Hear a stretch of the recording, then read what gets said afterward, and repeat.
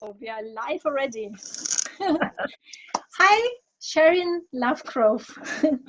Welcome in my co-creative destiny weaving group. I'm very much looking forward to talk to you since I tagged you yesterday in my post where I mentioned one of my important roots, which I perceive as important roots, which make our personality or identity, is the meaning of our name. And a lot of responses have already arrived, so I think many more people are interested in that. And as I know after talking to you the last time, you're written a book about that. Would you like to tell us more about that? Okay, thank you. Well, thank you for having me. I mean, I'm really quite excited because, I was surprised at how many people responded to the, you asking about the name and telling them about the name. Basically, the concept or the idea for me about the name, and we've had this discussion before, haven't we, about the idea of our soul and talking through and what it is. And part of my idea of the name is this is how we tell people who we are. So it's really an outward expression of who we are. And very often, I mean, all of us are given a name, aren't we? We're born so that we know who we are right from the very beginning. But sometimes we either keep our name or some people change their names. Yeah. So there's something about your name which is very, very personal. And when you start to explore the name, it's almost like an unfolding and an unraveling of something deep, deep, deep within inside. And all of us are curious about our names. I mean, when people say, what does Sarah mean? Or what does this mean? Or what does that mean? Well, we'll do that, but we may not know how deeply it is until we start exploring it. And you and I both do clean language. Yes. And I know, I brought it up first. You came before me, but it doesn't matter. But we both love the idea of almost like going into it to bring it out, to allow something to create emergent knowledge. Yeah. Because, most of everything is very compacted. We are quite dense until we start to open up stuff. And that's something that you do with your weaving and finding the destiny path that way. So you start to ask those kinds of questions that kind of let you find the threads. Yeah. And so part of asking the questions about the name is also about finding out the destiny threads that way. And in a sense, your name, I'm sort of really thinking, well, your name, if your name, let's put it this way, your name tells you about your purpose. And if you decide you want to change track, then that was your purpose because you're choosing a new direction. Yeah. So if someone has given you your name and you're just kind of accepting it, then you probably will have the experiences of what that name means. And, it's really interesting when you start to look at your name as a being, because it, like anything, the moment you start opening out, you free energy. You change the whole dynamic of your relationship to it. Well, that's interesting. You said it's a being. So what do you mean by that? So what kind of being is this being of the name? Right. Okay. So yes, I mean, I think that we'll be doing clean language here, won't we? It's a being. It's a being like. Yeah. What is that being like? It's a being like. Well, it's kind of like when I think about a name. Oh, let me give you an example. Like when someone asked me, "What does your name mean?"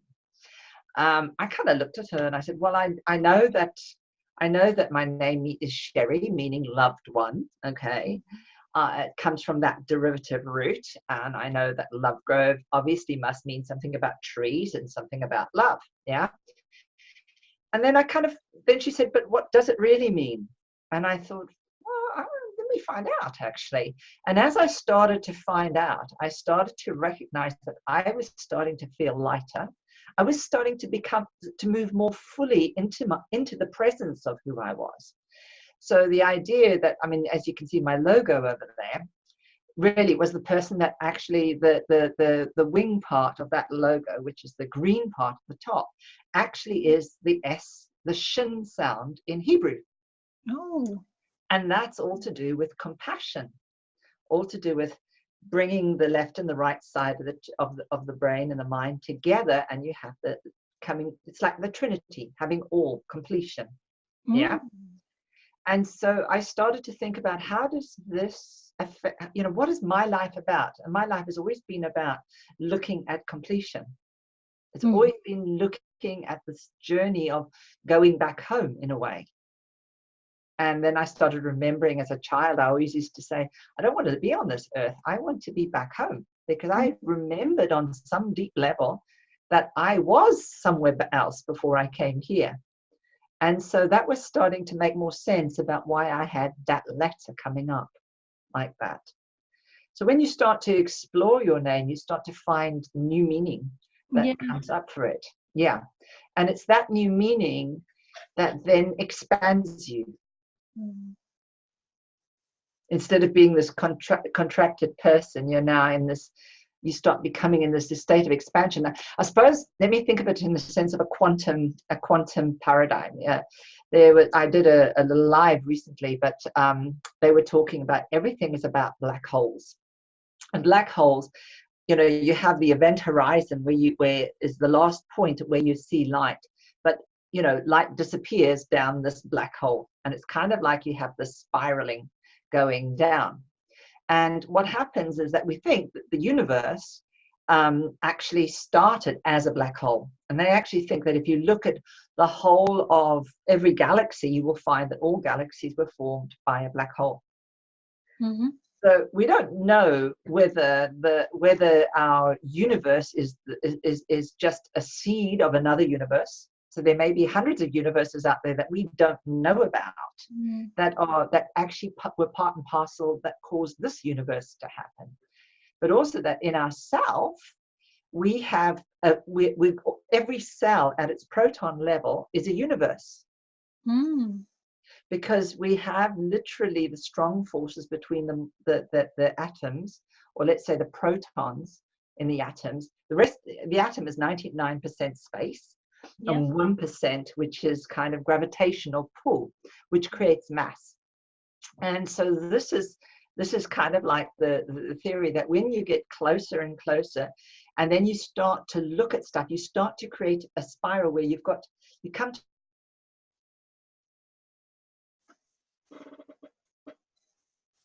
now you're gone, frozen. I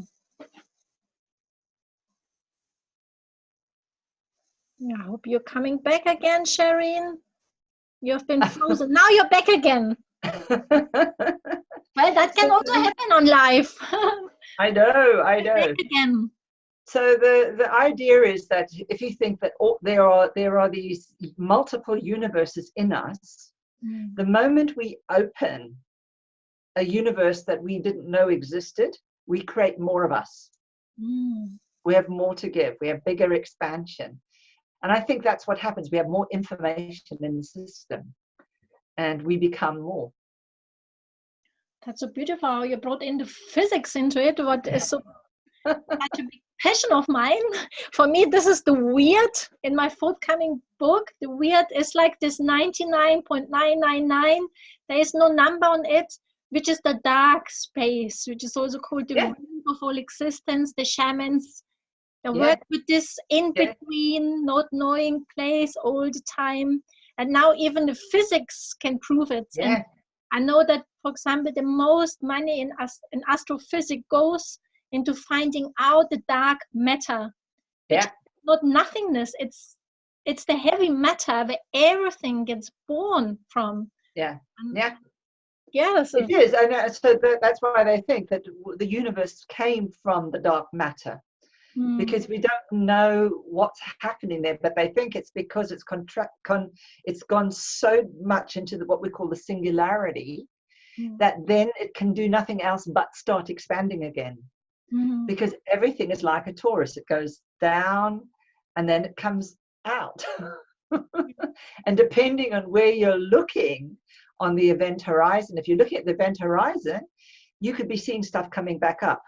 If you're looking from the top of a black hole, you'll probably be seeing things going down. Yeah. So it's really from where you're looking. And actually what they found is that if you look around black holes, if there's enough energy or coherence going around that's actually slightly faster than what is going in the coherent part of the black hole, it stays there. It doesn't go down the hole. So it's really interesting. But then I think about your beautiful web that you've got your picture on your main page. And I see, yes, I see the hands that hold, and I see that, but actually I see the darkness. I see the bits of information. I see that as, you know, is it just threads hanging in space, or or is it the threads holding space? I don't know. But it makes me think about those things when I start looking, you know, the space between. Yes, it's time space between. And I think that's where we become all co-creators. As soon as we throw our consciousness on it, like when we started our conversation today about the name, the more we are conscious about this one ingrained seed which makes us human, we start to hold this thread, our destiny. Yes. And that's where it becomes really interesting. And then we stay present, and then we unravel more and more. And then we do become these weavers on these pictures on my Facebook page. We're really holding it. And I think a name is just one nice exploration to throw light in this otherwise darkness.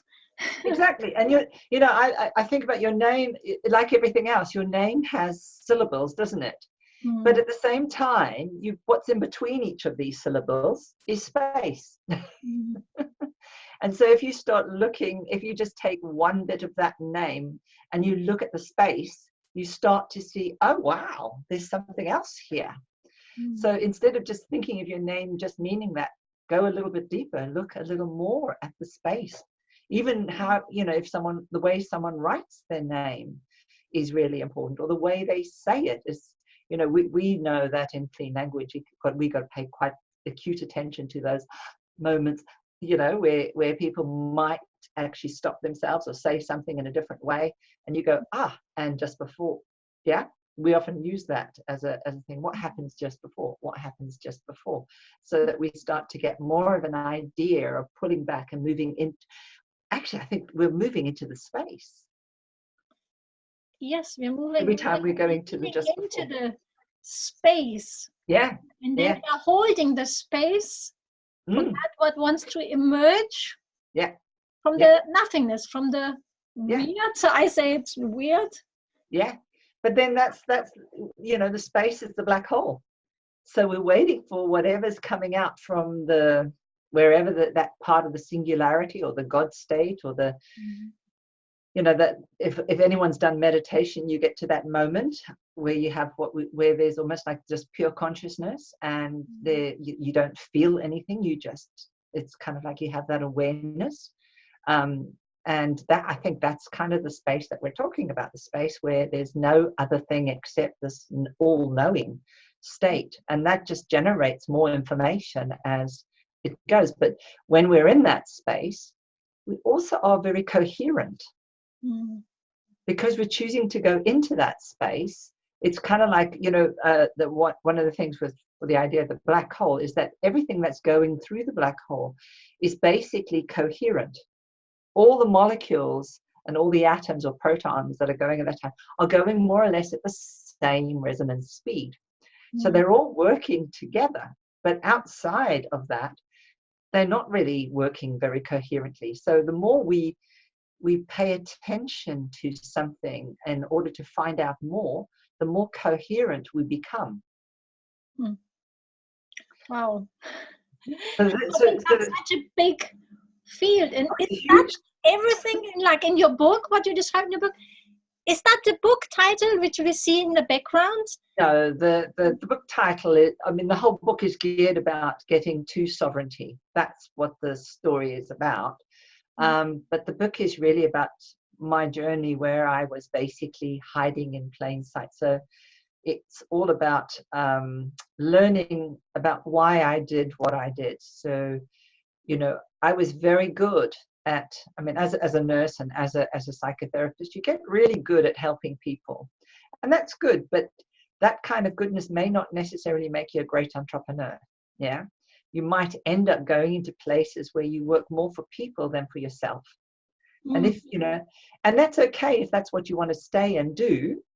But if you want more, then you might find that you might have those patterns that keep you there. And so part of the book is really looking at where did people sort of actively recruit me and basically want me to work with them. And then I realized that I pushed them to a higher level and I stayed where I was. So there was something about what was I not recognizing in myself that I needed to find for myself. And you went on a journey also a little while ago, finding out more about yourself and more about your background with the weaving. I think it's this desire that we all have to come back to that state of coherence, you know, where we begin to realize who we are so that we can stand in that space. Yeah. And stand clear, because when we're coherent with what we do, we can, you know, we have more opportunity to be able to be successful in whatever it is that we choose. And we're more creative. We're absolutely more creative because we have the ability to give direction in a much more clear way. So the book is more about that, and part of the idea of how when women come to learn about sovereignty, or even men, because I do the stuff the same with men, is really about focusing on what does being sovereign mean. And sovereign means you've got to stand in your name. You've got to stand for what it is that you are. Yeah.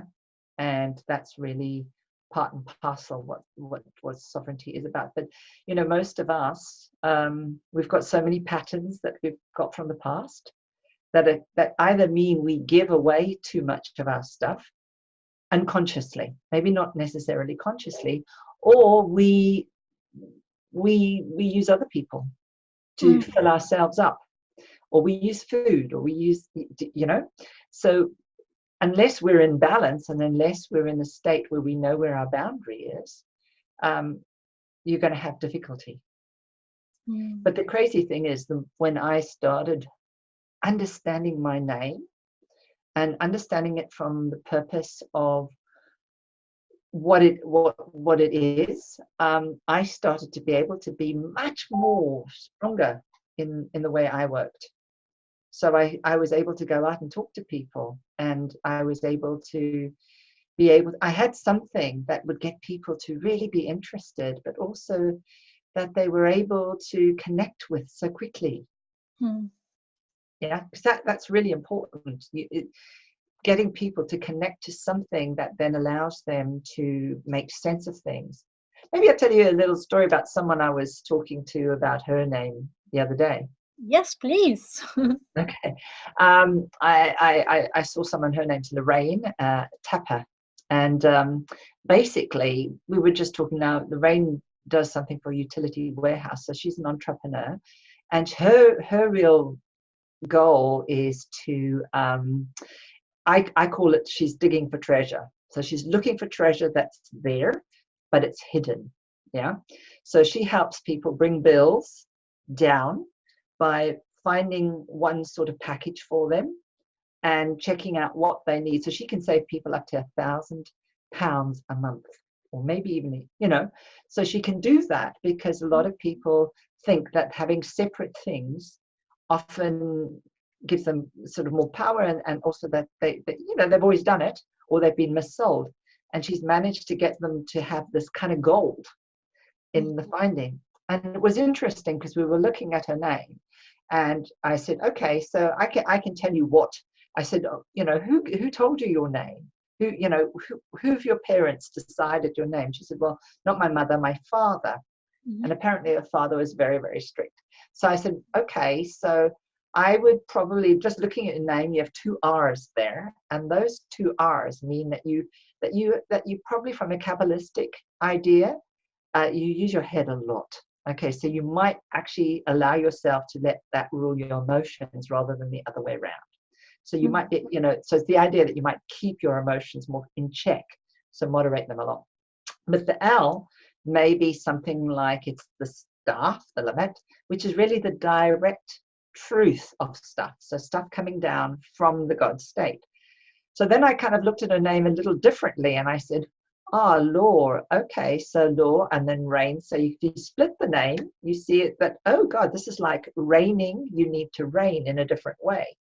And I thought, okay, so I thought, well, that idea is coming to me. So, talk about entanglement, where all of a sudden you start to co-create this psychoactive thing. So I started seeing eagles, and I started seeing all sorts of things, and I thought, well, okay, this is really interesting. Why am I seeing an eagle? But then I looked at her name, Tapper, and I said, oh, raptor backward. And a raptor is an eagle. So I got this eagle, and then I kind of said to her, well, okay, so eagles have a particular way of looking at the world. So have you ever thought about that? And she kind of went, well, you know what? I've never really looked up eagles, but I think they're majestic animals. And all of a sudden you could see she kind of went lighter and brighter and started to do other things. And we started to look at her story differently. And she said, oh my goodness, all of a sudden she started to see a whole new way that she could talk about her work. Yeah. I didn't do anything, basically. She just said, oh, I could do this, and I could talk about this. And all of a sudden it just opened up, because we were in this relationship, and she started to see that maybe, one of the things that she realized is she needed to take a little more initiative stepping out. Those were her words. She said, oh, I need to do that. And I said, oh, that's interesting. So that's why the eagle has come in. So the eagle is the king of the sky. Yeah. Yes. So the law, which is also Lord, if you put a D on the end of it, and then you have rain coming in. So to reign, take your rightful role of reigning, rather than not doing what you need to be doing. So it was just a way of looking at the name for her particularly. It's not, because your name is unique to you, even though it may be the same name as someone else's, it is different for everyone. Yes. Because I had another, where I went to a business meeting last week, and I was talking to 2 people, and they both had the name Martin. And they were both completely different in nature. And the first one, I immediately, as he started talking, I immediately saw Martin Luther King. And this guy was a doctor of philosophy. And I thought, holy mackerel. So, okay, so this is an interesting conversation I'm going to have. And then I went across to another person, and his name was, as I said, Martin. And he kind of said, well, my mother gave me this name and whatever. And you know what I saw? I immediately saw a bird coming up. And it was a little swallow, and it was a martin. We have something called a house martin, which is a swallow. Oh. And I said to him, and I didn't know what he was doing, because I'd walked across to see him. I didn't know what he was, And I said, oh, I see this bird. And we were talking, and I said, but I said, swallows are all about transport. They're all about moving and flying, and then I said, are you in transport? And this is what he came up with. I'm in express transport. Where are we? So it was just, that's the magic. No, it's not magic. I think what happens is the name starts to open up, I think what happens is that when you start to connect in that level, people start to get ideas. They just start to open up. And I think that is one of the most beautiful things. You can look at it very symbolically. If you want, like an S, if you turn an S over itself, it makes a 0. And that's the eternal circle, isn't it? So everything has a symbol on it. And so what meaning you make. And this is what we do in clean language. We're looking at the meaning you're making so that we can create a new meaning. Yes, in everything, actually. Yeah, everything we start to unravel and throw our consciousness on the whole space for what is emerging. Yeah, it appears as a symbol, a sign. Exactly. And so in my case is, when you're willing and someone's willing to get to talk about their name, you're resonating with them. Mm. You're resonating. So remember the idea that when protons and neutrons and the 99%, whatever molecule is it or electron is in me is going to go through you. Yeah, so it's going to give you information, or your information is going to come to me because I'm taking an active role coming into that space. Mm. And so, yeah, you're going to get those images. You're going to get those ideas. Yeah, and they'll get ideas from you because you're in the space with them. Well, everything is interwoven. Yes, exactly. So what would you like to have happen now? This information about the name. In what way? You mean happen now in the sense of what am I doing with it, or what would I like now in what do you mean? Yeah, like you told us about this information about the name, and this is also part of your book. Right. So as a coach and a psychotherapist, does it play any role with this? Yeah. I mean, if the idea of when people come in and you're asking them about their name, you're going to find out more information.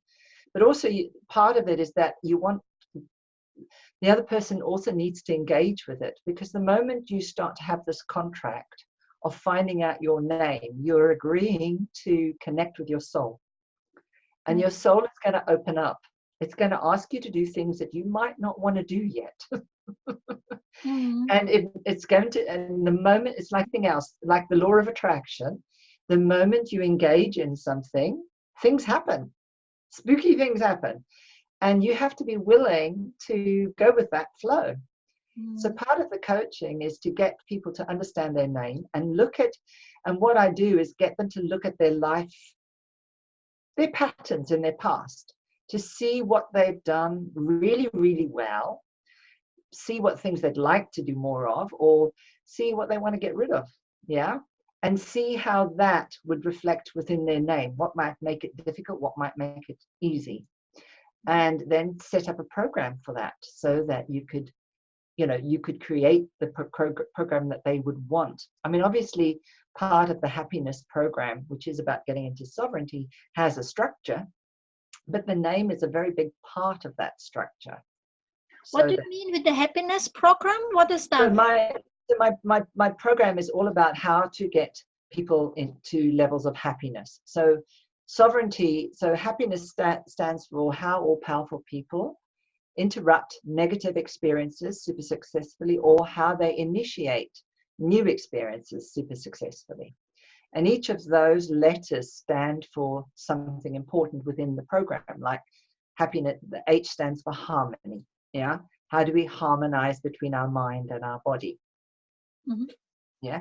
And the A stands for activation of energy, so that we can become emboldened. So we be able, because to actually change requires a huge amount of courage. All change requires a lot of courage, doesn't it? Stepping out of the comfort zone, which is my post. Yeah. The comfort zone. Yeah. So you've got to go through all these stages, because there are set structures in order for us to get where we want to be, so that we can maintain it. Yeah, I mean, we can all, we've all had probably a mystical experience, but because mystical experiences are unable to be constantly fed, we have to do the work, yeah, in order to get a progressive level where we stay more and more in coherence. So people would need to go through some sort of program that will allow them to be able to understand what's going on for them, be able to work. For example, when you start saying, Well, for me, I think it's really looking at letters and looking at your name and thinking about, okay, so I've said my name here. How come I didn't say my name as forthrightly as I would have liked to? So what happened just then? So they learn to actually self-monitor and moderate, create their own scaffolding, because most people that start to change don't have a scaffolding yet. They're entering a new world of themselves, which a new universe, which isn't there already. Yeah. So they have to create that. So they have to create that the net or the structure in order for them to actually be able to get into the space. They've got to grow it, and then they can move the whole lot away. Because it's very hard to rip everything away. Sometimes it has to be ripped slower than all in one go. Well, it certainly make me very intrigued about that. So where can we order your book and your program? So the book is only coming out in January. So that'll only think. The program is I'll give you a link that people can, or I'll put it on the live. It's my discovery call. So it's an hour's discovery call where we look and find out a little bit more about what's going on, where you're at, what do you want to do, and how we can take that forward. And then so that's how you do that. And I'm going to be doing in December. I'm going to be doing some work using a bit of clean language, which you'll love. But in December, I'm going to be doing that, sort of do a 6-hour sort of workshop, and then put that on a vision board so that there's the next step, a start, so that people who come are going to get that. And it's possible to do it online? That one might be a challenge. I haven't yet done that online, but that may be the next step. Because there's obviously lots of people that might want to explore that. Yeah. Yes, I'm sure. But I'm going to run it first. We'll see what happens, and then I'll see how I can moderate it onto a main one, because obviously that would mean people would have to have all the material ready for themselves to create a vision board. Because it'd be good to do it in real time rather than go away and do it by yourself. That everybody's there, because this group effect is really important. I think the group energy, when you have people present, I think that allows that greater sense of intention and coherence that needs to be there. And the happiness program is online. Did I understand it right? The happiness program is my coaching program. So that's online and in person. It's an online coaching, yes. For people in London, because you're a practitioner based in London, but people can also book you online. Yes. Okay, so the happiness program is only online, but the working with a name and doing that workshop, that's going to be a separate workshop, and that's going to be in December. So that'll be a different workshop for just purely working with a name and a vision board. Okay. And that one I'll have the information in the post for the interview, so people can look it up. Yeah. Well, thank you very much, Sherine. Is there anything to close up what you want us and our viewers to know about the name? Well, I think that. Well, is there anything that you want to ask? Because I mean, certainly, I think I can rabbit on a lot, a lot about it. But I think the most important people that you take away is that your name is basically the way your soul talks. So when you say to be mindful every time you say your name, you're calling you. You're calling you, and so you're calling you to come forth.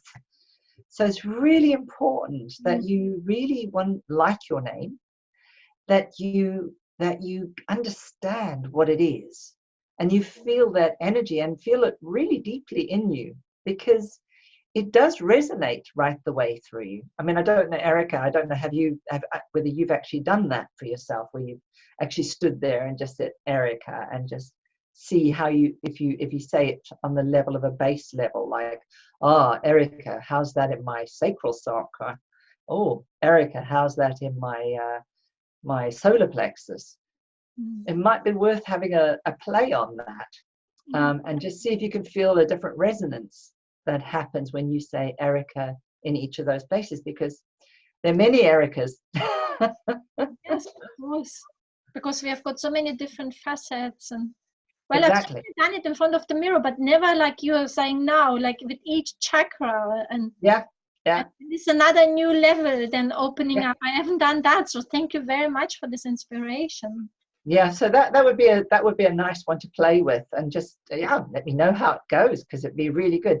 I just think sometimes we don't think creatively about our name, and this is just a new way of being creative. But I think it's more about personalizing it so that you become more. Yes, to become more who we are actually here.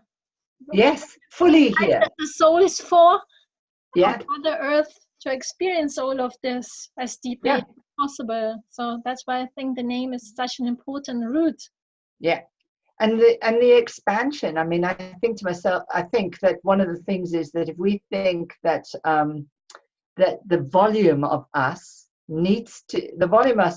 actually kind of is also equal to the volume on the surface of a sphere. So for example, if you look at this in a black hole, if you look at the sphere and the volume, you get they're a direct relationship. So if we can diminish or expand enough our volume, that our volume comes to the surface, then we are fully in ourself. And I think that's really part and parcel of the purpose, is we become bigger. Not necessarily bigger as whatever, because we don't need to expand beyond that, but we need to be equal to the space that we occupy. So the energetic space that we occupy. Yeah. Beautiful. Yeah. Our names to become fuller ourselves, to fill out our whole bodies as souls, what we came here for. Yeah. I mean, I suppose, and I think that if you can kind of understand where your name comes from, you understand who gave you your name, that's one thing, and what kind of person gave you your name, because that'd be interesting, because you probably might be closer, more related to them in likeness than the opposite. So it'd be interesting. All these things are wonderful things that you can start looking at if you start exploring your name. Just adds such a richness. Well, thank you very much, Sherine. Pleasure. For opening up this endless space of symbolism and meanings. Thank you very much. And pleasure. I could imagine to connect with you again to continue this conversation. Yes. Well, I would love it. Thank you. Thank you for asking me. I loved it. Thank you very much, Sherine.